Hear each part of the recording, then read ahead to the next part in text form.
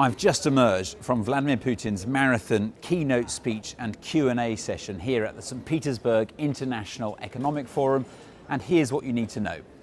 The Kremlin leader used the opportunity to make his most hawkish comments in months on the war in Ukraine. He was asked what his endgame was, and he didn't pull any punches. Have a listen.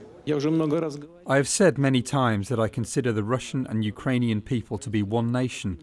In this sense, all of Ukraine is ours. There is certain military logic, and troops end up in different territories. We have a rule for this. It is not a proverb or a parable. There is an old rule. Where Russian soldier sets foot, that is ours. Now, the comments received rapturous applause in the auditorium. That was no surprise because it was full of fawning politicians. What is a surprise, though, is that he made these comments in the first place, because it comes at a time when Russia is supposedly trying to reach a peace deal with Ukraine.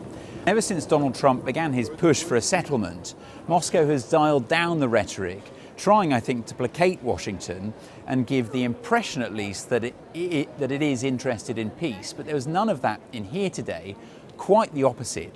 For the first time in several months, Vladimir Putin even threatened a nuclear strike on Ukraine. We always respond and respond in kind. Therefore, our response will be very tough and most likely catastrophic for both the neo-Nazi regime and for Ukraine itself. I hope that it will never come to that. The topics and questions asked by the moderator will undoubtedly have been prearranged with the Kremlin, so this felt like a very deliberate message from Vladimir Putin. And that is, despite peace talks, Russia has no intention of backing down, neither on the battlefield nor at the negotiating table.